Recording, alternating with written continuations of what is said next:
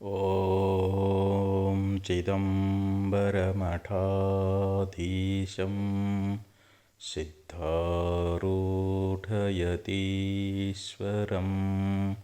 शिष्यप्रशिष्यरूपेण बोधकं गुरुमाश्रये यदङ्घ्रिकमलद्वन्द्वं तापत्रयनिवारणं शान्तैक्यपदं देवं सिद्धारूढमहं भजे सिद्धारूढमहं भजे. ಅದ್ವೈತ ಸಾರ್ವಭೌಮ ಚಕ್ರವರ್ತಿ ಜಗದ್ಗುರು ಸಿದ್ಧಾರೂಢ ಮಹಾಸ್ವಾಮಿಗಳವರ, ಜಗದ್ಗುರು ಶಿವರಾಮ ಅವಧೂತರ, ಜಗದ್ಗುರು ಭಾರತೀಯಪ್ಪಾಜಿಯವರ ಪವಿತ್ರ ಚರಣಾರವಿಂದಗಳಲ್ಲಿ ಅನಂತಕೋಟಿ ಶಿರಸಾಷ್ಟಾಂಗ ಪ್ರಣಾಮವನ್ನು ಸಲ್ಲಿಸುತ್ತೇನೆ. ಶ್ರೀಮನ್ ನಿಜಗುಣ ಶ್ರೀಗಳವರು ಕೈವಲ್ಯ ಪದ್ಧತಿಯೊಳಗೆ ನೀತಿ ಕ್ರಿಯಾಚರ್ಯ ಸ್ಥಳದಲ್ಲಿ ಬಹು ಸುಂದರವಾಗಿರ್ತಕ್ಕಂಥ ಉಪದೇಶವನ್ನು ಮಾಡ್ತಾ ಇದ್ದಾರೆ. ಮಾಡಲಿಲ್ಲವೇ ತಪವನು ಮಾಡಲಿಲ್ಲವೇ ಕೂಡೆ ಸುಗುಣದೊಡನೆ ತಿಳಿದು ನೋಡಿ ತ್ರಿವಿಧ ಕರ್ಣದಲ್ಲಿ ಅಂತ ಹೇಳ್ತಾರೆ. ನಮಗೆ ಭಗವಂತ ಅಮೂಲ್ಯವಾಗಿರ್ತಕ್ಕಂಥ ಮನುಷ್ಯ ಜನ್ಮವನ್ನು ಕೊಟ್ಟಾನ. ಈ ಜನ್ಮದೊಳಗೆ ನಾವು ಭಗವಂತನ ಸಾಕ್ಷಾತ್ಕಾರ ಮಾಡಿಕೊಂಡು ಮುಕ್ತರಾಗಬೇಕಾಗಿತ್ತು ಅಂತಂದರೆ ನಾವು ತಪಸ್ಸನ್ನುವಂಥದ್ದನ್ನು ಮಾಡಬೇಕು ಅಂತ ಹೇಳಿದರು. ತಪಸಾ ಬ್ರಹ್ಮ ವಿಜಿಜ್ಞಾಸಸ್ವ, ತಪಸ್ಸಿನಿಂದಲೇ ನೀನು ಭಗವಂತನ ಜಿಜ್ಞಾಸೆಯನ್ನು ಮಾಡು ಅಂತ ಹೇಳಿದರು. ಅಂದರೆ ನಾವು ತಪಸ್ಸು ಮಾಡಿದಾಗ ನಾವು ಭಗವಂತನ ಸಾಕ್ಷಾತ್ಕಾರವನ್ನು ಹೊಂದೇವಿ. ಅದಕ್ಕೆ ಹೇಳ್ತಾ ಇದ್ದಾರೆ, ನಾವು ಭಗವಂತನನ್ನು ಕಾಣಬೇಕಾಗಿತ್ತು ಅಂತಂದರೆ ನಾವು ಹೆಂಗೆ ತಪಸ್ಸು ಮಾಡಬೇಕ್ರಿ? ನಾವು ತಪಸ್ಸು ಅಂದ ಕೂಡಲೇ ಅರಣ್ಯಕ್ಕೆ ಹೋಗೋದು ಅಂತ ತಿಳ್ಕೊಂಡ್ಬಿಡ್ತೀವಿ. ಆದರೆ ಇಲ್ಲಿ ನಾವೇನು ಮನೆ ಬಿಟ್ಟು ಹೋಗಬೇಕಾಗಿಲ್ಲ. ನಾವು ಮನೆಯೊಳಗಿದ್ದ ತಪಸ್ಸು ಮಾಡಲಿಕ್ಕೆ ಬರ್ತದೆ. ವನೇಪಿ ದೋಷ ಪ್ರಭವಂತಿ ರಾಗಿಣಾಂ ಗೃಹೇಪಿ ಪಂಚೇಂದ್ರಿಯ ನಿಗ್ರಹಂ ತಪಃ ಅಕೃಷ್ಣಿತಂ ಕರ್ಮಣಿಯ ಪ್ರವರ್ತತೆ ನಿವೃತ್ತರಾಗಸ್ಯ ಗೃಹೇ ತಪೋವನಂ ಅಂತ ಹಿತೋಪದೇಶದಲ್ಲಿ ಒಂದು ಶ್ಲೋಕದೊಳಗೆ ಹೇಳ್ತಾರೆ. ಈಗ ನಾವು ಅರಣ್ಯದೊಳಗಿದ್ದು ತಪಸ್ಸಿನಲ್ಲಿ ನಾವು ಮಗ್ನರಾದೀವಿ ಅಂತಂದರೆ ನಮ್ಮ ಮನಸ್ಸಿನಲ್ಲಿ ಅನೇಕ ಅಪೇಕ್ಷೆಗಳು, ಬಯಕೆಗಳು, ಇಚ್ಛೆಗಳು ಮೂಡಿದು ಅಂತಂದ್ರೆ ಅದು ನಿಜವಾದ ತಪಸ್ಸಂತ ಹೇಳಿಸಿಕೊಳ್ಳೋದಿಲ್ಲ. ಅದು ಕೂಡ ದೋಷವೇ ಆಗ್ತದೆ. ಅದ ನಾವು ಮನೆಯೊಳಗನ ಇದ್ದುಕೊಂಡು ನಮ್ಮ ಇಂದ್ರಿಯಗಳನ್ನು ನಿಗ್ರಹಿಸಿ ಮಡದಿ ಮಕ್ಕಳೊಂದಿಗೆ ನಾವು ಸಂತೋಷವಾಗಿದ್ದೀವಿ ಅಂತಂದ್ರೆ ಅದೇ ನಿಜವಾದ ತಪಸ್ಸು ಅಂತ ಹೇಳಿಸ್ಕೊಳ್ತದೆ. ವೇದ ವಿಹಿತವಾಗಿರ್ತಕ್ಕಂಥ ಕರ್ಮಗಳನ್ನು ಮಾಡ್ತಾ ತನ್ನ ಮನಸ್ಸಿನಲ್ಲಿರ್ತಕ್ಕಂಥ ಆಸೆ ಆಕಾಂಕ್ಷೆಗಳನ್ನು ಬಿಟ್ಟು ಅವನು ಮನೆಯೊಳಗನ ಅದಾನಂದ್ರೂ ಕೂಡ ನಿವೃತ್ತರಾಗಸ್ಯ ಗೃಹೇ ತಪೋವನಂ ಅಂತ ಹೇಳಿದರು. ಅವನ ಮನಸ್ಸತ್ತ ಎಲ್ಲ ರಾಗಗಳು ಹೋಗ್ಯಾವು ಅಂತಂದರೆ ಅವನು ನಿಜವಾಗಿಯೂ ಅವನ ಮನೆ ತಪೋವನ ಆಗ್ತದೆ ಅಂತ ನೀತಿಕಾರ ಬಹು ಸುಂದರವಾಗಿ ಹೇಳ್ಕೊಂಡು ಬಂದಾನ. ಯಾಕಂದರೆ ನಾವು ಜೀವನದೊಳಗೆ ಒಳ್ಳೆಯ ಕರ್ಮಗಳನ್ನು ಮಾಡಿದ್ದೀವಿ ಅಂತಂದ್ರೆ ಪರಮಾತ್ಮ ಅದಕ್ಕೂ ಪ್ರೇರಣೆ ಮಾಡ್ತಾನೆ. ಮತ್ತು ನಾವು ಪಾಪಕರ್ಮಗಳನ್ನು ಮಾಡಿದ್ದೀವಿ ಅಂತಂದ್ರೆ ಅದಕ್ಕೂ ಕೂಡ ಪ್ರೇರಣೆಯನ್ನು ಮಾಡ್ತಾನೆ. ಹೆಂಗೆ ನಾವು ಹೊಲದೊಳಗೆ ಗೋಧಿ ಬಿತ್ತಲಿ, ಜೋಳ ಬಿತ್ತಲಿ, ಅದಕ್ಕೂ ಮಳೆ ಅನ್ನುವಂಥದ್ದು ಬರ್ತದೆ. ಅದೇ ಮುಳ್ಳು ಕಂಟಿ ಬಿತ್ತಿದ್ರೆ ಅದಕ್ಕೂ ಕೂಡ ಮಳೆ ಅನ್ನುವಂಥದ್ದು ಬರ್ತದೆ. ಅಲ್ಲಿ ಎರಡಕ್ಕೂ ಕೂಡ ಮಳೆ ಸಮಾನವಾಗಿ ಬರ್ತದೆ. ಹಂಗೆ ನಾವು ನಮ್ಮಲ್ಲಿ ಶುಭ ವಾಸನೆಗಳನ್ನು ಇಟ್ಟುಕೊಂಡು ಪುಣ್ಯ ಮಾಡಿದರೆ ಅದರಿಂದ ನಮಗೆ ಪರಮಾತ್ಮ ಅದಕ್ಕೆ ನಮಗೆ ಫಲ ಕೊಡ್ತಾನೆ. ಮತ್ತು ದುಷ್ಟ ವಾಸನೆಯನ್ನು ಇಟ್ಟುಕೊಂಡು ನಾವು ಪಾಪ ಮಾಡಿದ್ದೀವಿ ಅಂತಂದ್ರೆ ಅದಕ್ಕೂ ಕೂಡ ಪರಮಾತ್ಮ ಪ್ರೇರಣೆ ಮಾಡ್ತಾನೆ. ಆದರೆ ನಮಗೆ ಪರಮಾತ್ಮ ಕರುಣಿಸಲಿ ಅಂತಂದ್ರೆ ಅವ ಹೆಂಗೆ ಕರುಣೆ ಮಾಡ್ತಾನೆ? ದುಷ್ಟವಾಸನೆಗಳಿಂದ ಪಾಪ ಮಾಡೋದಾಗಲಿ, ಶಿಷ್ಟ ವಾಸನೆಗಳಿಂದ ಪುಣ್ಯ ಮಾಡೋದಾಗಲಿ ಅದು ನಮ್ಮ ಕೈಯೊಳಗದ, ಅದು ಪರಮಾತ್ಮನ ಕೈಯೊಳಗಿಲ್ಲ. ನಾವೇನು ಮಾಡ್ತೀವಿ ಅದಕ್ಕೆ ಫಲ ಕೊಡೋದು ಮಾತ್ರ ಅದು ಪರಮಾತ್ಮಂದು. ಅದಕ್ಕೆ ಇಲ್ಲಿ ನಮಗೆ ಹೇಳ್ತಾರೆ, ಮಾಡಲಿಲ್ಲವೇ ತಪವನು ಮಾಡಲಿಲ್ಲವೇ. ನೋಡಪ್ಪ, ನಿನಗೆ ಭಗವಂತ 3 ಕರ್ಣಗಳನ್ನು ಕೊಟ್ಟಾನ. ಒಂದು ಶರೀರ ಕೊಟ್ಟಾನ, ವಾಣಿ ಕೊಟ್ಟಾನ, ಮನಸ್ಸು ಕೊಟ್ಟಾನ. ಈ 3 ಕರ್ಣಗಳಿಂದ ತಪಸ್ಸು ಮಾಡಾಕಿಲ್ಲೇನು? ಹಿಂದೆ ಪೂರ್ವದಲ್ಲಿ ಅನೇಕ ಋಷಿ ಮುನಿಗಳು ಕೂಡ ತಪಸ್ಸು ಮಾಡ್ಯಾರ. ತಪಸ್ಸಿನಿಂದಲೇ ಅವರು ಬ್ರಹ್ಮ ಸಾಕ್ಷಾತ್ಕಾರವನ್ನು ಮಾಡಿಕೊಂಡಾರ. ಹಾಗೆ ನೀನು ಕೂಡ ತಪಸ್ಸನ್ನು ಮಾಡಾಕಿಲ್ಲೇನು ಅಂತಾರವರು. ಸುಗುಣದೊಡನೆ ತಿಳಿದು ಸದ್ಗುಣ ಮುಖಾಂತರವಾಗಿ ನೀನು ವಿಚಾರ ಮಾಡಿ ತಿಳ್ಕೊಂಡು ನೀನು ಸದ್ಗುಣಗಳಿಂದ ಕೂಡಿಕೊಂಡು ಈ ಶರೀರ, ವಾಣಿ, ಮನಸ್ಸಿನಿಂದ ತಪಸ್ಸನ್ನುವಂಥದ್ದನ್ನು ಮಾಡು ಅಂತ ಹೇಳಿದರು. ಹಾಗಾದರೆ ಶರೀರದಿಂದ ಹೆಂಗೆ ರೀ ತಪಸ್ಸು ಮಾಡುವುದು ಅಂತಂದರೆ ಹೇಳ್ತಾರೆ, ಗುರು ಭಜನೆ, ಸುಕರ್ಮ ವೃತ್ತಿ, ಹರನ ಪೂಜೆ, ಶರಣ ಸೇವೆ, ಪರಮ ಸಾತ್ವಿಕಂಗಳೆಂಟು, ನೆರೆದು ನೆಲೆಸಿ ತನುವಿನಲ್ಲಿ.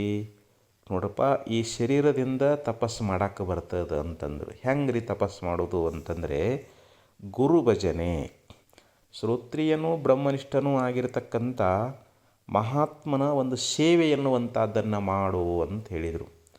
ಈ ಶರೀರದಿಂದ ನಾವು ಸೇವಾ ಮಾಡಿದ್ದೀವಿ ಅಂತಂದ್ರೆ ಅಂದರೆ ಆಪ್ತ, ಅಂಗ, ಸ್ಥಾನ, ಸದ್ಭಾವ ಅನ್ನುವಂಥ ಚತುರ್ವಿಧ ಸೇವೆಗಳದಾವು. ಆ ಸೇವೆಯಿಂದ ಸದ್ಗುರುನಾಥನನ್ನು ನಾವು ಒಲಿಸ್ಕೊಳ್ಬೇಕು. ಇದು ಒಂದು ಶಾರೀರಿಕವಾಗಿರ್ತಕ್ಕಂಥ ತಪಸ್ಸು ಅಂತ ಹೇಳಿಸ್ಕೊಳ್ತದೆ. ದೇವ ದ್ವಿಜ ಗುರು ಪ್ರಾಜ್ಞ ಪೂಜನಂ ಶೌಚ ಮಾರ್ಜವಂ ಬ್ರಹ್ಮಚರ್ಯ ಮಹಿಂಸಾಚ ಶಾರೀರಂ ತಪ ಉಚ್ಯತೆ ಅಂತ ಹೇಳ್ತಾರೆ. ಅಂದರೆ ಗುರುಗಳನ್ನು, ದೇವತೆಗಳನ್ನು ಮತ್ತು ನಾವು ಅವರನ್ನು ಪೂಜಾ ಮಾಡಬೇಕಂತ ಹೇಳ್ತಾರೆ. ಬ್ರಹ್ಮಚರ್ಯವನ್ನು ಪರಿಪಾಲನೆ ಮಾಡತಕ್ಕಂಥದ್ದು ಕೂಡ ಅಹಿಂಸೆಯಿಂದ ಕೂಡಿಕೊಂಡಿರುವಂಥದ್ದು.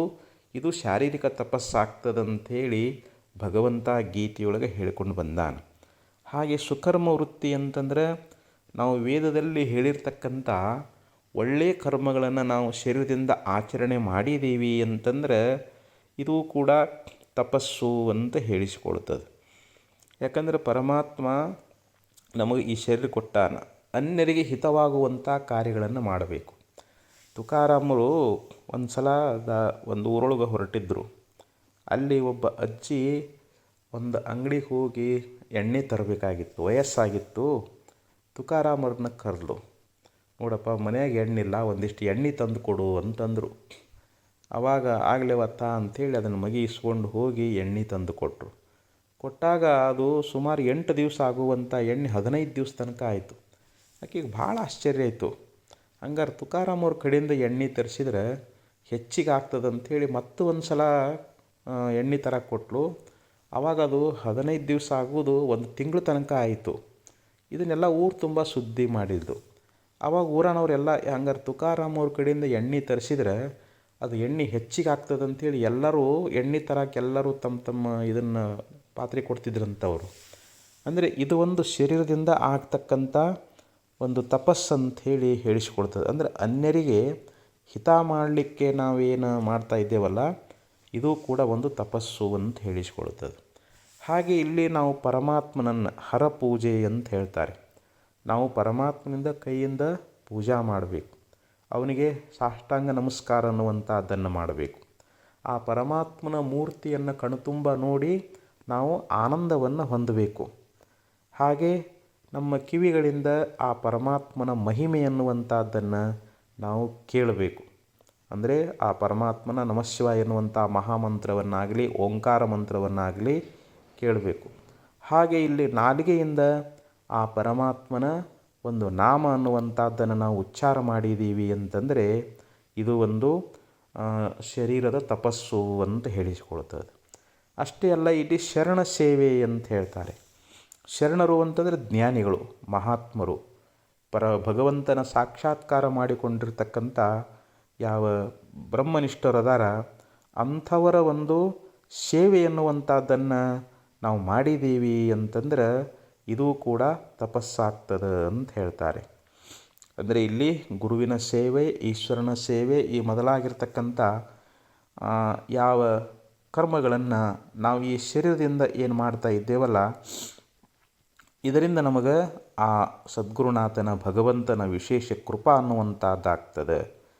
ಇಲ್ಲಿ ಅಷ್ಟಗುಣಗಳು ಅಂತ ಹೇಳ್ತಾ ಇದ್ದಾರೆ. ಇಲ್ಲಿಗೆ ಏನು ಹೇಳಿದರು? ಪರಮ ಸಾತ್ವಿಕಂಗಳೆಂಟು ನೆರೆದು ನೆಲೆಸಿ ತನುವಿನಲ್ಲಿ ಅಂತ ಹೇಳಿದರು.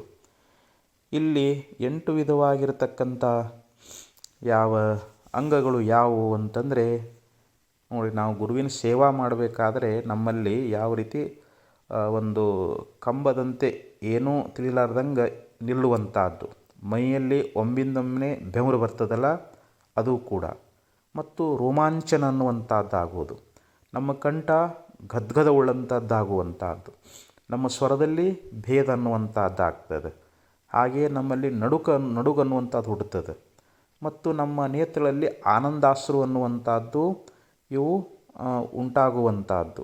ವಿವರಣ ಅಂತಂದರೆ ಕಳೆಗುಂದಿದಂಥವನಾಗುವುದು, ಅಂದರೆ ಭಕ್ತಿಯ ಉದ್ರೇಕದಿಂದ ಇಲ್ಲಿ ಅವನು ಕೆಳಕ್ಕೆ ಬೀಳುವಂಥವನಾಗ್ತಾನೆ. ಈ ರೀತಿ 8 ಗುಣಗಳಿಂದ ಕೂಡಿಕೊಂಡು ತಪಸ್ಸು ಮಾಡಾಕ ಇಲ್ಲೇನು ಅಂತ ಇಲ್ಲಿ ಶ್ರೀಮನ್ನಿಜುಣ ಶ್ರೀಗಳವರು ಶಾರೀರಿಕ ತಪಸ್ಸಿನ ಬಗ್ಗೆ ಬಹು ಸುಂದರವಾಗಿ ಹೇಳ್ತಾ ಇದ್ದಾರೆ. ನಾವು ಭಗವಂತ ನಮಗೆ ಶರೀರ ಕೊಟ್ಟಾನ, ಈ ಶರೀರದಿಂದ ನಾವು ಪಾಪ ಮಾಡಬಾರ್ದು. ಈ ಹೇಳಿರ್ತಕ್ಕಂಥ ಅನೇಕ ಯಾವ ಗುಣಗಳದಾವಲ್ಲ, ಇವುಗಳನ್ನು ನಾವು ಮಾಡ್ಕೊತ ಹೋದೀವಿ ಅಂತಂದರೆ ನಮ್ಮ ಶರೀರದೊಳಗೆ ಒಂದು ತಪಸ್ಸನ್ನುವಂಥದ್ದು ಉಂಟಾಗ್ತದೆ. ಅದಕ್ಕೆ ತಪಸ್ಸು ಮಾಡಾಕ ಇಲ್ಲೇನು ಅಂತ ಕೇಳ್ತಾರೆ. ನಾವು ತಪಸ್ಸು ಮಾಡಿದರೆ ನಮಗೆ ಪುಣ್ಯ ಬರ್ತದೆ. ನಮಗೆ ಈ ಲೋಕದಲ್ಲಿನೂ ನಾವು ಸುಖವಾಗಿರ್ತೀವಿ, ಪರಲೋಕದಲ್ಲಿನೂ ನಾವು ಸುಖವಾಗಿರ್ತೀವಿ. ನಮಗೆ ಆತ್ಮ ಸಾಕ್ಷಾತ್ಕಾರ, ಆತ್ಮದರ್ಶನ ಅನ್ನುವಂಥದ್ದು ಉಂಟಾಗ್ತದೆ. ಅದಕ್ಕೆ ಇಲ್ಲಿ ತಪಸ್ಸನ್ನುವಂಥದ್ದನ್ನು ಮಾಡು ಅಂತ ಹೇಳಿಕೊಂಡು ಬಂದರು. ಇನ್ನು ವಾಣಿಯೊಳಗೂ ಕೂಡ ತಪಸ್ಸು ಮಾಡು ಅಂತ ಹೇಳ್ತಾರೆ. ನಮಗೆ ಭಗವಂತ ವಾಣಿಯನ್ನು ಕೊಟ್ಟಿದ್ದಾನೆ. ಆ ವಾಣಿಯಿಂದ ಯಾವಾಗಲೂ ನಾವು ಸ್ತೋತ್ರಾದಿಗಳನ್ನು ಮಾಡಬೇಕು. ಆ ವಾಣಿಯಿಂದ ಹೆಂಗೆ ತಪಸ್ಸು ಆಗ್ತದೆ ಅನ್ನೋದ್ರ ಬಗ್ಗೆ ಶ್ರೀಮನ್ನಿಜುಣ ಶ್ರೀಗಳವರು ಭಾಳ ಸುಂದರವಾಗಿ ನಮಗೆ ಉಪದೇಶ ಅನ್ನುವಂಥದ್ದನ್ನು ಮಾಡ್ತಾರೆ. ವಿನಯ ವನ್ಯ ಹಿತವ ತರ್ಕ ಅನಪಶಬ್ದ ಅಚಲಿತಾರ್ಥ ಅನಘ ಮಂತ್ರ ಆಗಮಂಗಳ್ ಇನಿತು ವಿಡಿದು ವಚನದಲ್ಲಿ ಅಂತ ಹೇಳಿದರು.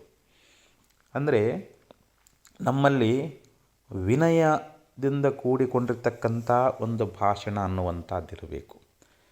ನಮ್ಮ ಮನೆಗೆ ಬಂದಿರತಕ್ಕಂಥ ಅತಿಥಿಗಳಾಗಲಿ ಅಥವಾ ನಮ್ಮ ಸ್ನೇಹಿತರಾಗಲಿ ಯಾರ ಅದಾರಂದ್ರೂ ಕೂಡ ಅವ್ರ ಜೊತೆಯಲ್ಲಿ ನಾವು ಮಾತಾಡಬೇಕಾದ್ರೆ ಹಿತವಾಗಿ ಮಿತವಾಗಿ ಮಾತಾಡಬೇಕು ಮತ್ತು ನಂಬರದಿಂದ ಕೂಡಿಕೊಂಡು ಮಾತಾಡಬೇಕಂತಾರೆ.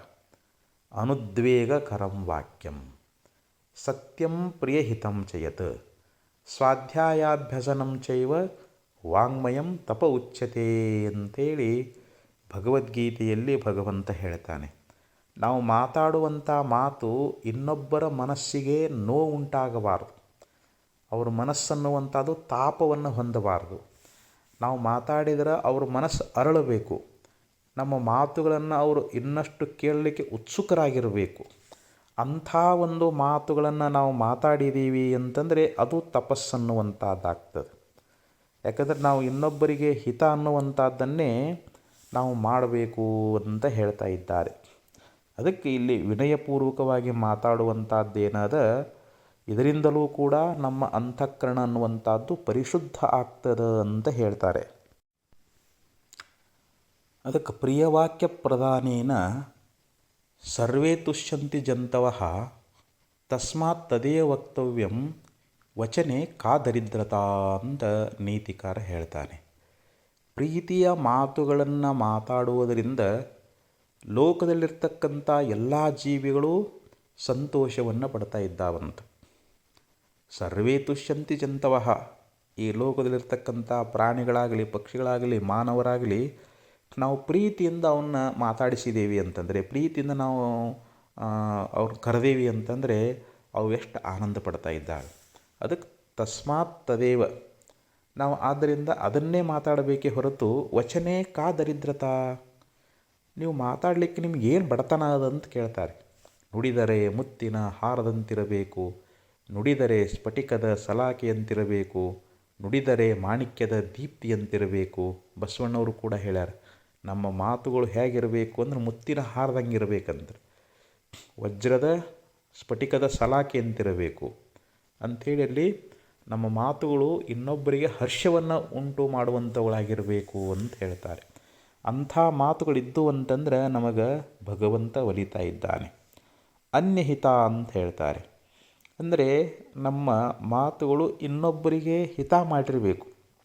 ಅಂಥ ಭಾಷಣ ಅನ್ನುವಂಥದ್ದು ಇರಬೇಕು. ನಾವು ಅಹಿತವಾಗಿ ಏನಾದರೂ ಮಾತಾಡಿದ್ದೀವಿ ಅಂತಂದರೆ ಅದರಿಂದ ಅವ್ರ ಮನಸ್ಸಿಗೆ ಬಹಳ ನೋವಾಗ್ತದೆ, ಭಾಳ ನೊಂದುಕೊಳ್ತಾ ಇದ್ದಾರೆ. ಅದಕ್ಕೆ ಪಾಪಾಯ ಪರಪೀಡಂ ಅನ್ನುವಂಥ ಒಂದು ವ್ಯಾಸ ಮಹರ್ಷಿಗಳ ವಾಕ್ಯದಂತೆ ನಾವು ಇನ್ನೊಬ್ಬರಿಗೆ ಏನಾದರೂ ಪೀಡೆಯನ್ನು ಉಂಟು ಮಾಡಿದ್ದೀವಿ ಅಂತಂದ್ರೆ ಅದ ಪಾಪ ಅಂತ ಹೇಳಿಸ್ಕೊಳ್ತದೆ. ಅದಕ್ಕೆ ನಾವು ಯಾವತ್ತೂ ಅಹಿತವಾಗಿರತಕ್ಕಂಥ ಇನ್ನೊಬ್ಬರ ಮನಸ್ಸಿಗೆ ವೇದನೆಯನ್ನು ಉಂಟು ಮಾಡುವಂಥ ಮಾತುಗಳು ನಮ್ಮಲ್ಲಿ ಇರಬಾರದು ಅಂತ ಹೇಳಿಕೊಂಡು ಬಂದರು. ಅದರಿಂದ ನಾವು ದುಃಖವನ್ನು ಅನುಭವಿಸ್ಬೇಕಾಗ್ತದೆ, ನಮಗೆ ನರಕವೇ ಪ್ರಾಪ್ತಿಯಾಗ್ತದೆ ಅಂತ ಹೇಳ್ತಾ ಇದ್ದಾರೆ. ಅದಕ್ಕೆ ಯಾವಾಗಲೂ ಅನ್ಯರಿಗೆ ಹಿತವಾಗತಕ್ಕಂಥ ಭಾಷಣವನ್ನು ನಾವು ಮಾಡಿದ್ದೀವಿ ಅಂತಂದರೆ ಇದು ಕೂಡ ಒಂದು ವಾಣಿ ತಪಸ್ಸು ಅಂತ ಹೇಳಿಸಿಕೊಳ್ತದೆ. ಹಾಗೆ ಇಲ್ಲಿ ಅತರ್ಕ, ನಾವು ಏನಾದರೂ ಒಂದು ವಿಷಯವನ್ನು ತಿಳ್ಕೊಳ್ಬೇಕಾಗಿತ್ತು ಅಂತಂದರೆ ನಾವು ತರ್ಕವನ್ನು ಮಾಡ್ತೀವಿ. ಗುರುಗಳ ಜೊತೆಯೊಳಗೆ ನಾವು ಯಾವತ್ತೂ ವಿನಯದಿಂದ ಸಂವಾದ ರೂಪವಾಗಿ ತಿಳ್ಕೊಬೇಕೆ ಹೊರತು ಅಲ್ಲಿ ತರ್ಕ ಮಾಡೋಕ್ಕೆ ಹೋಗಬಾರ್ದು, ಅವರಿಗೆ ನಾವು ತೊಂದರೆ ಕೊಡೋಕ್ಕೆ ಹೋಗಬಾರ್ದು. ಅದರಿಂದ ಅವರು ಮನಸ್ಸಿನಲ್ಲಿ ಅವರಿಗೂ ಕೂಡ ತಾಪ ಅನ್ನುವಂಥದ್ದಾಗ್ತದೆ. ತರ್ಕ ಇಲ್ಲದೇ ಇರತಕ್ಕಂಥ ಭಾಷಣ ಅನ್ನುವಂಥದ್ದು ಇರಬೇಕು ಅಂತ ಹೇಳ್ತಾ ಇದ್ದಾರೆ. ಗುರುಗಳಾಗಲಿ ಸತ್ಪುರುಷರಾಗಲಿ ಅವ್ರ ಸನ್ನಿಧಿಯೊಳಗೆ ನಾವು ಯಾವಾಗಲೂ ತರ್ಕರಹಿತವಾಗಿರ್ತಕ್ಕಂಥ ಮಾತುಗಳು ಇದ್ದವು ಅಂತಂದರೆ ಅದರಿಂದ ಅವರು ಸಂತೋಷವನ್ನು ಹೊಂದ್ತಾ ಇದ್ದಾರೆ. ಅದಕ್ಕೆ ಇಲ್ಲಿ ತರ್ಕ ಮಾಡದೇ ಇರತಕ್ಕಂಥದ್ದು, ಅವ್ರು ಹೇಳಿರುವಂಥ ವಿಚಾರವನ್ನು ಶ್ರದ್ಧೆಯಿಂದ ಕೇಳಬೇಕು, ಅದನ್ನು ಭಕ್ತಿಯಿಂದ ಆಲಿಸಬೇಕು. ಅದು ಹೀಗೆ ಹೆಂಗಾಗ್ತೈತಿ ಹಾಗೆ ಯಾಕಾಕೈತಿ ಅಂಥೇಳಿ ನಾವು ಏನಾದರೂ ತರ್ಕ ಮಾಡೋಕ್ಕೆ ಹೊರಟೀವಿ ಅಂತಂದರೆ ಅದು ಪಾಪವೇ ಆಗ್ತದೆ ಹೊರತು ಅದು ಪುಣ್ಯ ಆಗಂಗಿಲ್ಲ.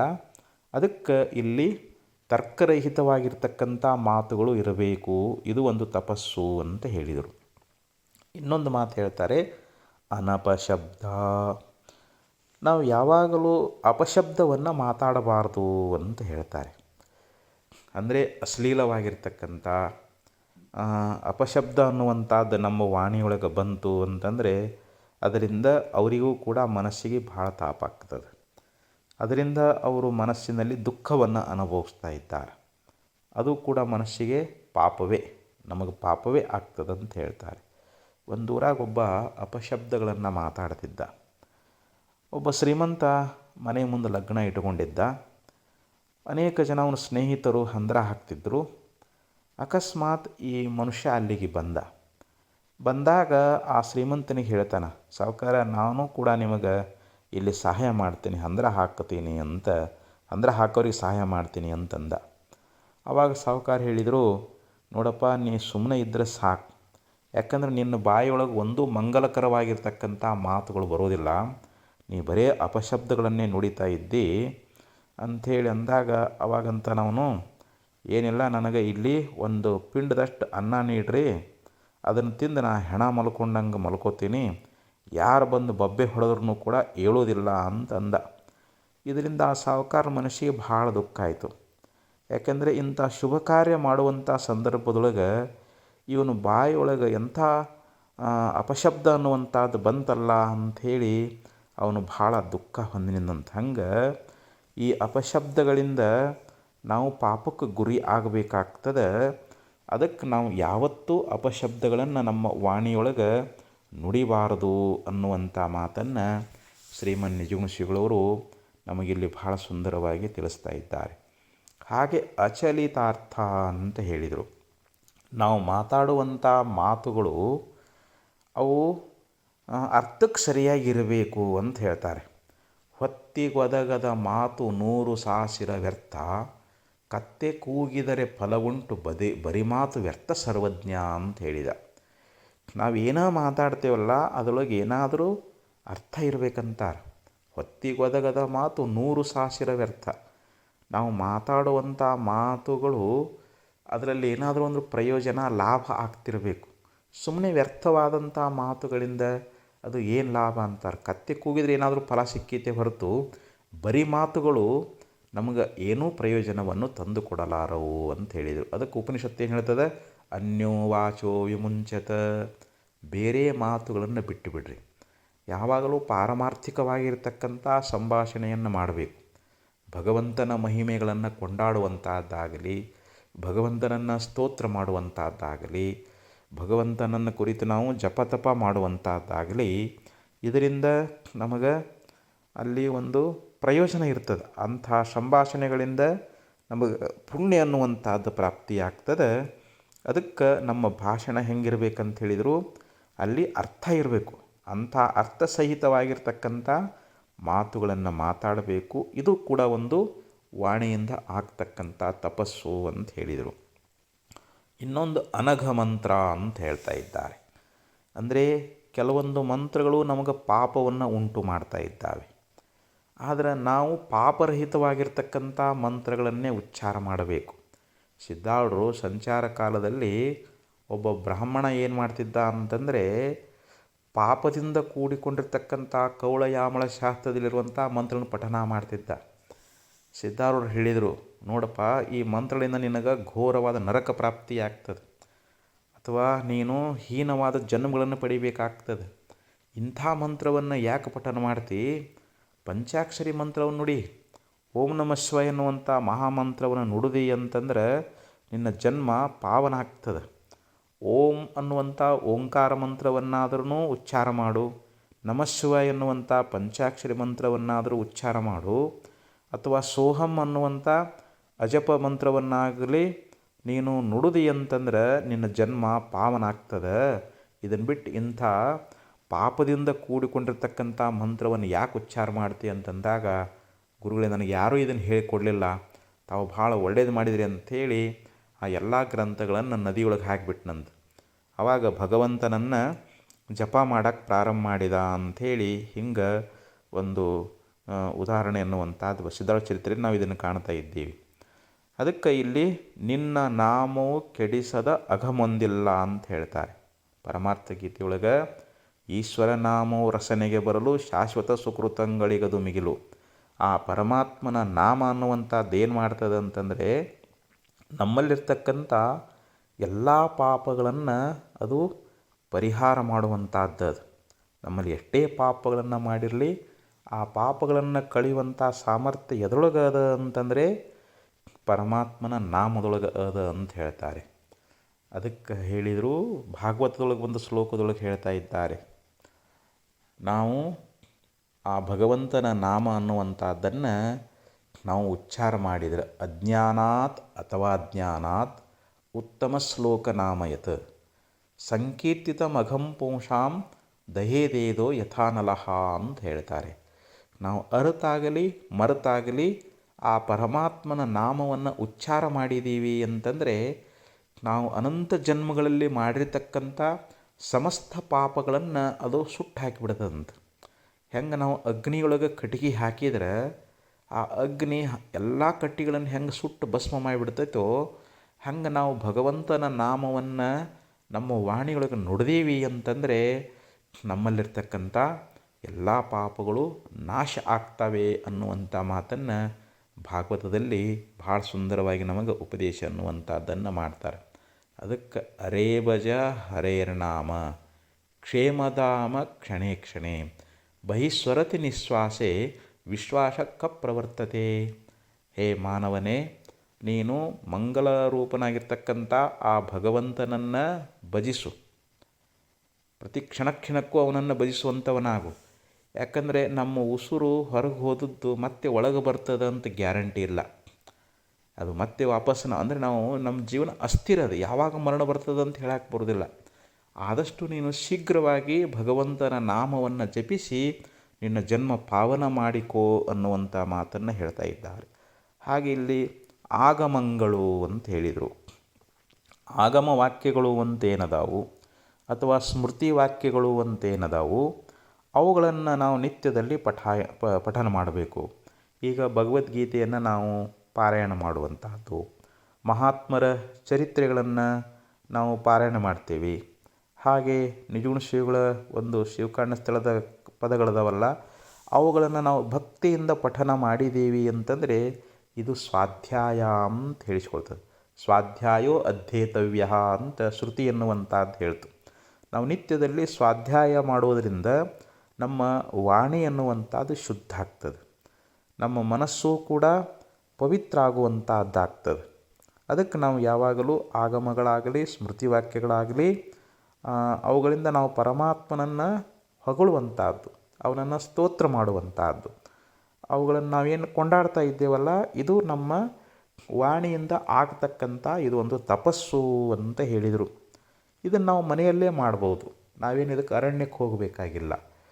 ಎಲ್ಲಿ ಮಠಗಳದಾವು ಆಶ್ರಮಗಳದಾವು ಅಲ್ಲಿ ಹೋಗಿ ಮಹಾತ್ಮರ ಒಂದು ಚರಿತ್ರೆಗಳನ್ನು ಪಾರಾಯಣ ಮಾಡುವಂಥದ್ದಾಗಲಿ, ಅಲ್ಲಿ ಭಗವಂತನನ್ನು ಕುರಿತು ಸ್ತೋತ್ರ ಮಾಡುವಂಥದ್ದಾಗಲಿ, ಗುರುಸ್ತೋತ್ರ ಮಾಡುವಂಥದ್ದಾಗಲಿ, ಇದರಿಂದ ನಮ್ಮ ವಾಣಿಯಲ್ಲಿರ್ತಕ್ಕಂಥ ದೋಷಗಳು ಹೋಗ್ತಾವೆ. ನಾವು ವಾಣಿಯಿಂದ ಏನಾದರೂ ಪಾಪ ಮಾಡಿದ್ದೀವಿ ಅಂತಂದರೆ ಆ ಎಲ್ಲ ಪಾಪಗಳು ನಿವೃತ್ತಿಯಾಗಿ ಹೋಗ್ತಾ ಇದ್ದಾವೆ, ನಮ್ಮ ವಾಣಿ ಪವಿತ್ರ ಆಗ್ತದೆ. ಅದಕ್ಕೆ ನಾವು ವಾಣಿಯಿಂದ ಪುಣ್ಯವನ್ನು ನಾವು ಮಾಡಬೇಕು ಅಂತಂದರೆ ಇಲ್ಲಿ ತಪಸ್ಸು ಮಾಡಿರಿ ಅಂತ ಹೇಳಿದರು. ಈ ರೀತಿ ಮಾಡಿದಾಗ ನಮಗೆ ತಪಸ್ಸಿನಿಂದ ನಮಗೆ ಅಂಥ ಶ್ರೇಷ್ಠವಾಗಿರತಕ್ಕಂಥ ಸುಖ ಅನ್ನುವಂಥದ್ದು ನಮಗೆ ಪ್ರಾಪ್ತಿಯಾಗ್ತದೆ. ಪೂರ್ವ ಕಾಲದಲ್ಲಿ ಅನೇಕ ಋಷಿ ಮುನಿಗಳು, ಯತಿಗಳು, ಸದ್ಭಕ್ತರು, ಶರಣರು, ಸಂತರು ಕೂಡ ಈ ರೀತಿಯವರು ತಪಸ್ಸು ಮಾಡಿಲ್ಲೇನು? ಮಾಡ್ಯಾರ. ಅದಕ್ಕೆ ನೀನು ಕೂಡ ವಾಣಿಯಿಂದ ನೀನು ಬರೀ ಇನ್ನೊಬ್ಬರು ನಿಂದ ಮಾಡೋದು, ಚಾಡಿ ಹೇಳೋದು, ಅಶ್ಲೀಲವಾಗಿ ಬೈಯುವಂಥದ್ದು, ಇದನ್ನು ಮಾಡಿ ನೀನು ಪಾಪ ಕಟ್ಕೊಳಿಕ್ಕೆ ಹೋಗಬೇಡ. ನೀನು ಸದಾ ಆ ಭಗವಂತನ ನಾಮವನ್ನು ಕೊಂಡಾಡು, ಗುರು ಹೇಳಿಕೊಟ್ಟಿರ್ತಕ್ಕಂಥ ಮಂತ್ರವನ್ನು ಪಠನ ಮಾಡು. ಇದು ನಿನ್ನ ವಾಣಿಯೊಳಗೆ ಆಗ್ತಕ್ಕಂಥ ಒಂದು ತಪಸ್ಸು ಅಂಥೇಳಿ ಈ ರೀತಿಯಾಗಿ ಮಹಾತ್ಮರು ನಮಗೆ ಉಪದೇಶ ಮಾಡ್ತಾ ಇದ್ದಾರೆ. ಅದಕ್ಕೆ ಅನುದ್ವೇಗ ಕರಂ ವಾಕ್ಯಂ ಸತ್ಯಂ ಪ್ರಹಿತಂ ಚಯತ್ ಸ್ವಾಧ್ಯಾಯಾಭ್ಯಸನಂ ಚೈವ ವಾಂಗ್ಮಯಂ ತಪ ಉಚ್ಯತೆ ಅಂತ ಭಗವಂತ ಹೇಳ್ತಾನೆ. ನಾವು ಇನ್ನೊಬ್ಬರಿಗೆ ಮಾತಾಡ್ತೇವಲ್ಲ, ಅದು ಅವ್ರ ಮನಸ್ಸಿಗೆ ಉದ್ವೇಗ ಆಗಬಾರ್ದು. ನಮ್ಮ ಮಾತು ಸತ್ಯ ಇರಬೇಕು, ಅವರಿಗೆ ಪ್ರೀತಿ ಆಗ್ತಿರಬೇಕು, ಅದು ಹಿತ ಆಗ್ತಿರಬೇಕು. ಇದು ಒಂದು ವಾಣಿಯಿಂದ ಆಗ್ತಕ್ಕಂಥ ತಪಸ್ಸು ಅಂಥೇಳಿ ಭಗವಂತ ಗೀತೆಯೊಳಗೆ ಭಾಳ ಸುಂದರವಾಗಿ ನಮಗೆ ಉಪದೇಶ ಅನ್ನುವಂಥದ್ದನ್ನು ಮಾಡ್ಕೊಂಡು ಬಂದಾನ. ಇನ್ನು ಮನಸ್ಸಿನಿಂದ ನಾವು ಹೆಂಗೆ ತಪಸ್ಸನ್ನುವಂಥದ್ದನ್ನು ಮಾಡಬೇಕು, ನಾವು ಏನು ಮಾಡಿದರೆ ನಮ್ಮ ಮನಸ್ಸಿನೊಳಗೆ ತಪಸ್ಸಾಗ್ತದೆ ಅಂತಂದ್ರೆ ಅದಕ್ಕೆ ಇಲ್ಲಿ ಭಾಳ ಸುಂದರವಾಗಿ ನಿಜಗುಣೇಶ್ವರವರು ಹೇಳ್ತಾರೆ. ಶಮೆ ವಿವೇಕ ಆತ್ಮವಿದ್ಯೆ ದಮೆ ದಯಾವಿರಕ್ತಿ ಯೋಗ ಅಮಳರೂಪ ಶಂಭುಲಿಂಗ ಅಮರ್ದು ತೋರೆ ಸುಮನದಲ್ಲಿ ಅಂತ ಹೇಳಿದರು. ಅಂದರೆ ಮನುಷ್ಯನಿಗೆ ಶಮ ಅನ್ನುವಂಥದ್ದು, ಶಮ ಅಂತಂದ್ರೇನು? ಮನಸ್ಸಿನ ನಿಗ್ರಹ ಅನ್ನುವಂಥದ್ದು. ಯಾಕಂದ್ರೆ ನಮ್ಮ ಮನಸ್ಸು ಭಾಳ ಚಂಚಲವಾಗಿರುವಂಥದ್ದು. ಇದು ಕ್ಷಣ ಕ್ಷಣಕ್ಕೂ ಕೂಡ ಸಂಸಾರದ ಅನೇಕ ವಿಷಯಗಳಲ್ಲಿ ಇದು ಹರಿದಾಡ್ತದೆ, ವಿಷಯಗಳ ಇಚ್ಛೆಯಿಂದ ಕೂಡ್ಕೊಳ್ತದೆ, ಆ ವಿಷಯವನ್ನು ಪಡೀಲಿಕ್ಕೆ ಬಹಳಷ್ಟು ಶ್ರಮ ಪಡ್ತದೆ. ಇದರಿಂದ ನಮ್ಮ ಮನಸ್ಸಿಗೆ ದುಃಖ ಅನ್ನುವಂಥದ್ದಾಗ್ತದೆ.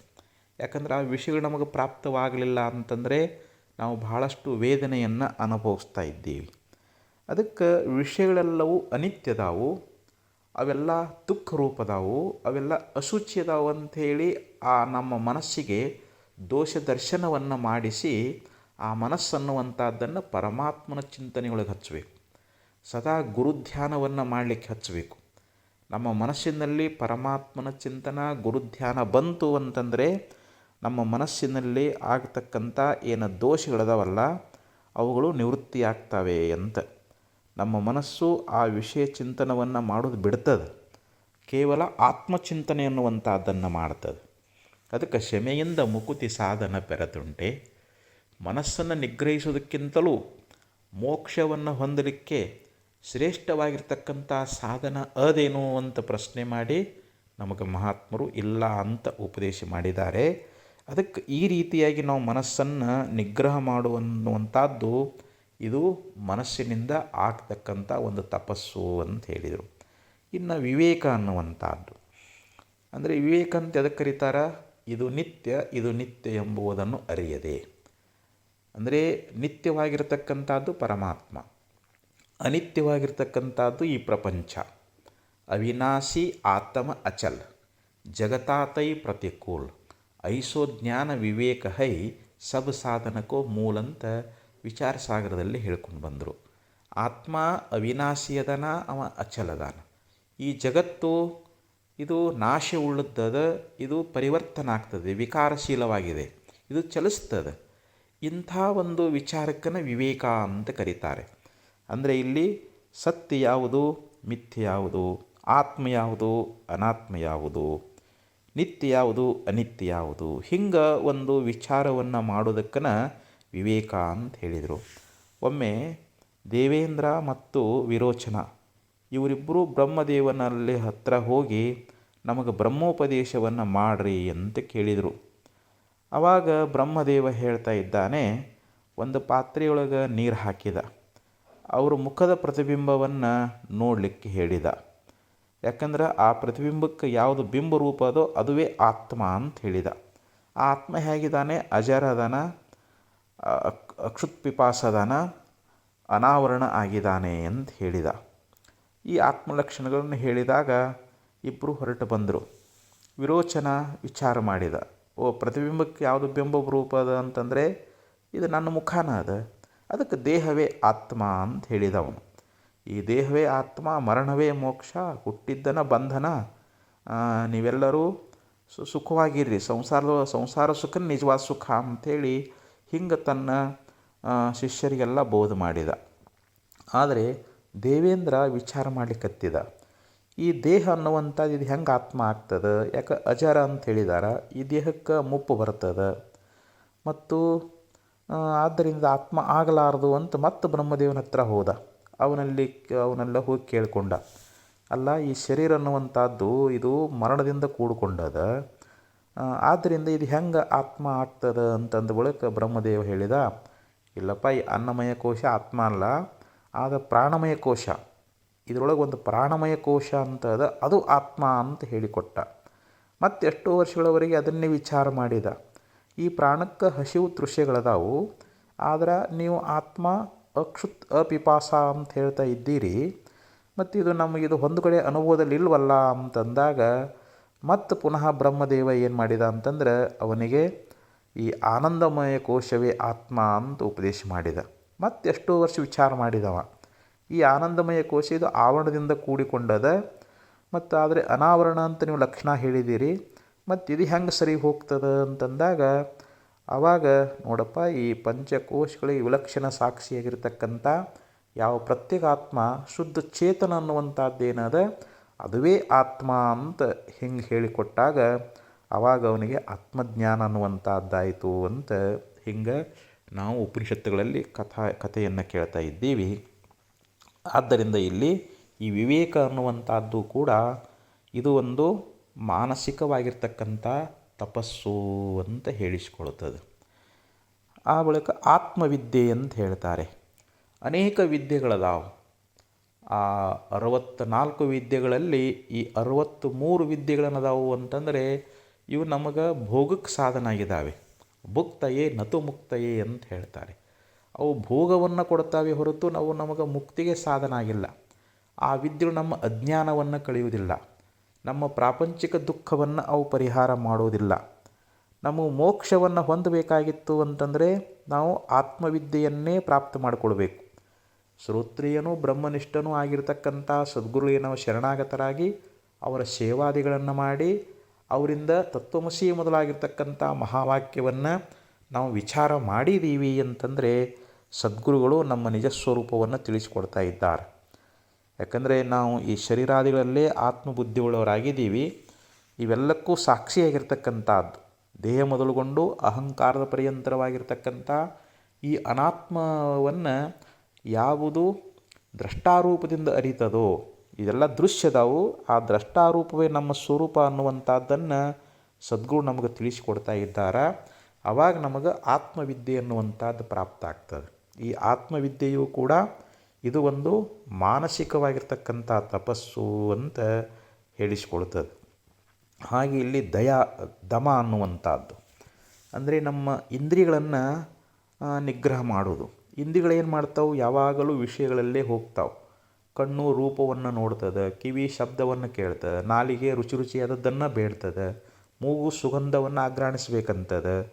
ಹೀಗಾಗಿ ತಮ್ಮ ತಮ್ಮ ವಿಷಯಗಳಲ್ಲಿ ಹೋದಾಗ ನಮ್ಮ ಮನಸ್ಸು ಚಂಚಲಾಗಿಬಿಡ್ತದೆ. ಆದ್ದರಿಂದ ಇಂದ್ರಿಯಗಳನ್ನು ನಾವು ನಿಗ್ರಹ ಮಾಡಿದ್ದೀವಿ ಅಂತಂದರೆ ಆವಾಗ ನಮ್ಮ ಮನಸ್ಸು ಕೂಡ ಅದು ಕಂಟ್ರೋಲ್ ಆಗ್ತದೆ, ಅದರ ನಿಗ್ರಹ ಅನ್ನುವಂಥದ್ದಾಗ್ತದೆ. ಅದಕ್ಕೆ ಈ ದಮ ಅನ್ನುವಂಥದ್ದು ಕೂಡ ಇದು ಒಂದು ಮಾನಸಿಕವಾಗಿರ್ತಕ್ಕಂಥ ತಪಸ್ಸು ಅಂತ ಹೇಳಿಸಿಕೊಳ್ತದೆ. ಇನ್ನು ದಯಾ ಅನ್ನುವಂಥದ್ದು, ಈ ಜೀವಿ ಕರುಣವಿರಲಿ ಜೀವರುಳು ಅಂತ ಹೇಳಿದರು ನಿಜಗುಣಶೀಲವರು. ಎಲ್ಲ ಜೀವರಾಶಿಗಳಲ್ಲಿ ನಾವು ಕರುಣಾಗುಣ ಉಳ್ಳವರಾಗಬೇಕು, ನಮ್ಮಲ್ಲಿ ಕರುಣಾಗುಣ ಅನ್ನುವಂಥದ್ದು ಪ್ರಾಪ್ತವಾಗಬೇಕು ಅಂತ ಹೇಳ್ತಾರೆ. ಕರುಣದಿಂದ ಅತಿಶಯವಹ ಧರ್ಮಮುಂಟೆ. ಈ ಕರುಣಾಗುಣಕ್ಕಿಂತಲೂ ಶ್ರೇಷ್ಠವಾಗಿರತಕ್ಕಂಥ ಧರ್ಮ ಅನ್ನುವಂಥದ್ದು ಲೋಕದೊಳಗೆ ಅದೇನು ಅಂದರೆ ಇಲ್ಲ. ಅಂದರೆ ಎಷ್ಟೋ ಜೀವಿಗಳು ಕಷ್ಟದೊಳಗೆ ಇರ್ತಾವೆ, ಭಾಳ ದುಃಖವನ್ನು ಹೊಂದಿರ್ತಾವೆ. ಆ ದುಃಖವನ್ನು ಪರಿಹಾರ ಮಾಡಬೇಕು. ನಾವು ನಮ್ಮಲ್ಲಿ ಅಂತಃಕರಣ ಕರಗಬೇಕು, ನಮ್ಮಲ್ಲಿ ಶ್ರೇಷ್ಠವಾದ ಒಂದು ಕರುಣಾಬುದ್ಧಿ ಅನ್ನುವಂಥದ್ದು ಬರಬೇಕು. ಅವರ ಕಷ್ಟವನ್ನು ನಾವು ದೂರ ಮಾಡಿದ್ದೀವಿ ಅಂತಂದರೆ ಅದು ನಿಜವಾದ ದಯಾ ಅಂತ ಹೇಳಿಸ್ಕೊಳ್ತದೆ. ಅಂಥ ದಯಾಗುಣ ಅನ್ನುವಂಥದ್ದನ್ನು ನಾವೇನು ಸಂಪಾದನೆ ಮಾಡ್ತಾ ಇದ್ದೇವಲ್ಲ, ಇದು ಕೂಡ ಒಂದು ಮಾನಸಿಕವಾಗಿರತಕ್ಕಂಥ ತಪಸ್ಸು ಅಂತ ಹೇಳಿಸ್ಕೊಳ್ತದೆ. ಇನ್ನು ವಿರಕ್ತಿ ಅಂತ ಹೇಳಿದರು, ಅಂದರೆ ವೈರಾಗ್ಯ ಅನ್ನುವಂಥದ್ದು. ಈ ಲೋಕದಲ್ಲಿರ್ತಕ್ಕಂಥ ಭೋಗ ಪದಾರ್ಥಗಳಾಗಲಿ, ಪರಲೋಕದಲ್ಲಿರ್ತಕ್ಕಂಥ ಭೋಗ ಪದಾರ್ಥಗಳಾಗಲಿ, ಇವು ಶಾಶ್ವತವಾಗಿ ಇರುವಂಥವುಗಳಲ್ಲ. ನಾವು ಮಾಡಿರ್ತಕ್ಕಂಥ ಕರ್ಮಾನುಸಾರವಾಗಿ ಇವು ಪ್ರಾಪ್ತವಾಗ್ತಾವೆ. ನಾವೇನು ಪುಣ್ಯ ಮಾಡಿದ್ದೀವಿ ಅಂತಂದರೆ ನಮಗೆ ಈ ಲೋಕದ ಭೋಗಗಳು ನಮಗೆ ಸಿಗ್ತಾವೆ. ಮತ್ತು ಹೆಚ್ಚಿನ ಅಧಿಕ ಪುಣ್ಯ ಮಾಡಿದ್ದೀವಿ ಅಂತಂದರೆ ಸ್ವರ್ಗಲೋಕದ ಭೋಗಗಳು ಸಿಗ್ತಾವೆ. ಪುಣ್ಯ ತೀರಿದ ಬಳಿಕ ಈ ಲೋಕದ ಭೋಗಗಳು ದೂರ ಆಗ್ತಾವೆ, ಸ್ವರ್ಗಲೋಕದ ಭೋಗಗಳನ್ನು ಕೂಡ ನಾವು ಕಳ್ಕೊಳ್ಬೇಕಾಗ್ತದೆ. ಕ್ಷೀಣೇ ಪುಣ್ಯ ಮರ್ತ್ಯಲೋಕಂ ವಿಶಂತಿ ಅಂತ ಹೇಳಿದಂತೆ, ಪುಣ್ಯ ಯಾವಾಗ ಕ್ಷೀಣ ಆಯಿತು ಅಂತಂದರೆ ಆ ಸ್ವರ್ಗಲೋಕ ಬಿಟ್ಟು ನಾವು ಮತ್ತೆ ಮರ್ತ್ಯಲೋಕಕ್ಕೆ ಬರಬೇಕಾಗ್ತದೆ. ಆದ್ದರಿಂದ ಆ ಸ್ವರ್ಗಲೋಕದ ಸುಖಗಳು ಸಾತಿಶಯ ಕ್ಷಯ ಪತನ ಅನ್ನುವಂಥ ದೋಷದಿಂದ ಕೂಡಿಕೊಂಡಾವೆ. ಈ ಲೋಕದ ಭೋಗಗಳು ಇವು ಅನಿತ್ಯದಾವು ಮತ್ತು ದುಃಖ ರೂಪದಾವು, ಅಶುಚಿ ಅದಾವು ಅಂಥೇಳಿ ಹಿಂಗೆ ದೋಷ ದರ್ಶನವನ್ನು ಮಾಡಿಕೊಂಡು ಆ ವಿಷಯಗಳಲ್ಲಿರ್ತಕ್ಕಂಥ ಆಸಕ್ತಿಯನ್ನು ತ್ಯಾಗ ಮಾಡುವಂಥದ್ದೇನಾದ ಇದೇ ವೈರಾಗ್ಯ ಅಂತ ಹೇಳಿಸ್ಕೊಳ್ತದೆ. ಅಂದರೆ ಇಂಥ ಒಂದು ವೈರಾಗ್ಯವನ್ನು ನಾವು ಮನಸ್ಸಿನಲ್ಲಿ ತಾಳುವಂಥದ್ದೇನದ ಅಂತಂದರೆ ಇದು ಒಂದು ಮಾನಸಿಕವಾಗಿರ್ತಕ್ಕಂಥ ತಪಸ್ಸು ಅಂಥೇಳಿ ಹೇಳಿಸ್ಕೊಳ್ತದೆ ಅಂತ ಇಲ್ಲಿ ಮಹಾತ್ಮರು ನಮಗೆ ಬಹು ಸುಂದರವಾಗಿ ಉಪದೇಶ ಮಾಡ್ತಾ ಇದ್ದಾರೆ. ಗೀತೆಯಲ್ಲಿ ಭಗವಂತನೂ ಕೂಡ ಮನಃಪ್ರಸಾದ ಸೌಮ್ಯತ್ವಂ ಮೌನಮಾತ್ಮ ವಿನಿಗ್ರಹ ಭಾವಸಂಶುದ್ಧಿರಿತ್ತೇತತ್ ತಪೋಮಾನಸ ಮುಚ್ಯತೆ ಅಂತ ಹೇಳ್ತಾನೆ. ನಮ್ಮ ಮನಸ್ಸನ್ನುವಂಥದ್ದು ಸದಾ ಪ್ರಸನ್ನವಾಗಿರಬೇಕು, ನಮ್ಮ ಮನಸ್ಸಿನಲ್ಲಿ ಸೌಮ್ಯ ಗುಣ ಅನ್ನುವಂಥದ್ದು ಬರಬೇಕು. ಹಾಗೆಯೇ ನಮ್ಮ ಮನಸ್ಸು ಮೌನ ಆಗಬೇಕು, ವಿಷಯಗಳ ಚಿಂತನೆ ಅನ್ನುವಂಥದ್ದನ್ನು ಬಿಡಬೇಕು. ಬರೀ ಮಾತಾಡದೇ ಇರೋದಕ್ಕನ ಮೌನ ಅಂತಲ್ಲ, ನಮ್ಮ ಮನಸ್ಸಿನಲ್ಲಿರ್ತಕ್ಕಂಥ ಎಲ್ಲ ಸಂಕಲ್ಪಗಳು ಅಡಿಗೆ ಹೋಗಬೇಕು ಅಂತ ಹೇಳ್ತಾ ಇದ್ದಾರೆ. ಆತ್ಮವಿನಿಗ್ರಹ ಅಂತಂದ್ರೇನು, ಮನಸ್ಸಿನ ನಿಗ್ರಹ ಅನ್ನುವಂಥದ್ದೇನದ ಇದು ಕೂಡ ಮಾನಸಿಕ ತಪಸ್ಸು ಅಂತ ಹೇಳಿದ. ನಮ್ಮ ಭಾವ ಅನ್ನುವಂಥದ್ದು ಭಾವ ಸಂಸಿದ್ರಿತ್ತೇತತ್, ನಮ್ಮ ಭಾವ ಶುದ್ಧವಾಗಿರಬೇಕಂತಾರೆ. ನಮ್ಮ ಭಾವದಲ್ಲಿ ಯಾವುದೇ ಒಂದು ಅನಿಷ್ಟ ಚಿಂತನೆಗಳು ಬರಬಾರದು. ಈ ರೀತಿಯಾಗಿ ಯಾವ ಮಾನಸಿಕ ತಪಸ್ಸಿನ ಬಗ್ಗೆ ಭಗವಂತ ಗೀತೆಯೊಳಗೆ ಬಹು ಸುಂದರವಾಗಿ ಹೇಳ್ಕೊಂಡು ಬಂದಾನ. ಹಾಗೆ ಇಲ್ಲಿ ಇನ್ನೊಂದು ಮಾತನ್ನು ಹೇಳ್ತಾರೆ ನಿಜಗುಣಶ್ರೀಗಳವರು, ಯೋಗ ಅಂತ. ಯೋಗ ಅಂತಂದ್ರೆ ಏನು? ವಿಯೋಗ ಅಂತಂದ್ರೆ ಅಗಲುವಂಥದ್ದು, ಯೋಗ ಅಂತಂದ್ರೆ ಕೂಡುವಂಥದ್ದು. ಇಲ್ಲಿ ಜೀವಾತ್ಮ ಪರಮಾತ್ಮನೊಳಗೆ ಅಭೇದ ಆಗಬೇಕು. ಯೋಗಕ್ಕೆ ಲಕ್ಷಣ ಮಾಡ್ಕೊಂಡು ಬಂದರು. ಯೋಗ ಚಿತ್ತವೃತ್ತಿ ನಿರೋಧ ಅಂತ ಹೇಳ್ತಾರೆ. ನಮ್ಮ ಚಿತ್ತ ಅಂದರೆ ನಮ್ಮ ಮನಸ್ಸನ್ನು ನಿರೋಧ ಮಾಡೋದು. ಇದು ಮನಸ್ಸು ವಿಷಯಗಳಲ್ಲಿ ಹೋಗ್ತದೆ, ಅಲ್ಲಿ ಅನೇಕ ವಿಷಯಗಳ ಚಿಂತನೆ ಮಾಡ್ತದೆ. ಅಂಥ ಮನಸ್ಸನ್ನು ನಾವು ಬಲಾತ್ಕಾರವಾಗಿ ಅದನ್ನು ಮೆಲ್ಲಗೆ ಶನೈರು ಪರಮೇತ್ ಬುದ್ಧ್ಯಾಧೃತಿ ಗೃಹೀತಯ ಆತ್ಮಸಂಸ್ಥಂ ಮನಃಕೃತ್ವ ನ ಕಿಂಚಿದಪಿ ಚಿಂತೆಯೇತ್ ಗೀತೆಯಲ್ಲಿ ಪರಮಾತ್ಮ ಹೇಳ್ತಾರೆ. ಶನೈ ಅಂತ ಹೇಳಿದ. ಮೆಲ್ಲನೆ ನಮ್ಮ ಮನಸ್ಸನ್ನುವಂಥದ್ದನ್ನು ಮೆಲ್ಲನೆ ಅದಕ್ಕೆ ವಿವೇಕವನ್ನು ಬೋಧ ಮಾಡಿ ಪರಮಾತ್ಮನ ಚಿಂತನೆಯೊಳಗೆ ಹಚ್ಚಬೇಕು ನಮ್ಮ ಮನಸ್ಸನ್ನು. ಪರಮಾತ್ಮನ ಧ್ಯಾನ ಮಾಡೋದರಲ್ಲಿ ಸಗುಣ ರೂಪವಾಗಿರ್ತಕ್ಕಂಥ ಪರಮಾತ್ಮನನ್ನು ಚಿಂತನೆ ಮಾಡಕ್ಕೆ ಮನಸ್ಸಿಗೆ ನಾವು ಹಚ್ಚಿದ್ದೇವೆ ಅಂತಂದರೆ ಅದು ತನ್ನ ಚಾಂಚಲ್ಯತೆಯನ್ನು ಕಳ್ಕೊಳ್ತದೆ. ಮನಸ್ಸು ಅಂತರ್ಮುಖ ಆಗ್ತದೆ, ಭಗವಂತನ ಸ್ವರೂಪದ ಧ್ಯಾನದಲ್ಲಿ ಮುಳುಗುತ್ತದೆ. ಆವಾಗ ಅದಕ್ಕೆ ಆನಂದ ಅನ್ನುವಂಥದ್ದಾಗ್ತದೆ. ಹಿಂಗೆ ನಾವು ಯೋಗವನ್ನು ಮಾಡಬೇಕು. ಯೋಗ ಚಿತ್ತವೃತ್ತಿ ನಿರೋಧ ಎಂಬಂತೆ ಆ ಮನಸ್ಸಿನ ಒಂದು ನಿರೋಧ ಅನ್ನುವಂಥದ್ದು, ಅದನ್ನು ತಡೆ ಹಿಡಿಯುವಂಥದ್ದು ಏನಾಗ್ತದೆ, ಇದು ಒಂದು ಮಾನಸಿಕವಾಗಿರ್ತಕ್ಕಂಥ ತಪಸ್ಸು ಅಂತ ಹೇಳಿಸ್ಕೊಳ್ತದೆ. ಜೀವ ಪರಮಾತ್ಮನಲ್ಲಿ ಬೆರೆತಾಗ ಮಾತ್ರ ನಮಗೆ ನಿಜವಾದ ಒಂದು ಸಮಾಧಿ ಸ್ಥಿತಿ ಅನ್ನುವಂಥದ್ದು ಉಂಟಾಗ್ತದೆ. ಅಲ್ಲಿ ನಾವು ನಿಜವಾದ ಸುಖವನ್ನು ಹೊಂತೀವಿ. ಅದಕ್ಕೆ ಈ ರೀತಿಯಾಗಿ ಶ್ರೀಮನ್ ನಿಜಗುಣ ಶ್ರೀಗಳವರು ನಮಗೆ ಈ ಮನಸ್ಸಿನಿಂದ ಆಗ್ತಕ್ಕಂಥ ಒಂದು ತಪಸ್ಸಿನ ಬಗ್ಗೆ ಬಹು ಸುಂದರವಾಗಿ ನಮಗೆ ಉಪದೇಶ ಮಾಡಿಕೊಂಡು ಬಂದಾರ. ನಮ್ಮಲ್ಲಿರ್ತಕ್ಕಂಥ ದೋಷಗಳನ್ನು ಕಳ್ಕೊಂಡು ಆ ದೋಷರಹಿತನಾಗಿರ್ತಕ್ಕಂಥ ಪರಮಾತ್ಮನ ಒಂದು ಪ್ರಾಕಟ್ಯತೆ ಅನ್ನುವಂಥದ್ದಾಗಬೇಕು ಆಗಿತ್ತು ಅಂತಂದರೆ ನಾವು ನಮ್ಮ ಮನಸ್ಸನ್ನು ತಪಸ್ಸಿನಲ್ಲಿ ತೊಡಗಿಸಬೇಕು ಅಂತ ಹೇಳಿದರು. ಹೀಗೆ ನಾವು ತಪಸ್ಸನ್ನುವಂಥದ್ದನ್ನು ಮಾಡಿದ್ದೀವಿ ಅಂತಂದರೆ ನಮಗೆ ಭಗವಂತನ ಸಾಕ್ಷಾತ್ಕಾರ ಅನ್ನುವಂಥದ್ದಾಗ್ತದೆ. ಅದಕ್ಕೆ ಸತ್ಯೇರ್ಲಭ್ಯ ತಪಸಾ ಹ್ಯಸ್ಯ ಆತ್ಮ ಅಂತ ಉಪನಿಷತ್ತು ಕೂಡ ಹೇಳ್ತದೆ. ಅದಕ್ಕೆ ಅಂಥ ಯಾವ ತಪಸ್ಸನ್ನು ಹಿಂದೆ ಋಷಿಮುನಿಗಳು ಮಾಡ್ಯಾರ, ನಾವು ಕೂಡ ಮಾಡಿ ಧನ್ಯರಾಗೋಣ ಅಂತ ಹೇಳ್ತಾ ಎರಡು ನುಡಿ ಸದ್ಗುಜನಕ್ಕೆ ಅರ್ಪಿಸಿ ಇಲ್ಲಿಗೆ ವಿರಾಮಿಸ್ತಾ ಇದ್ದಾನೆ. ಓಂ ತತ್ಸತ್.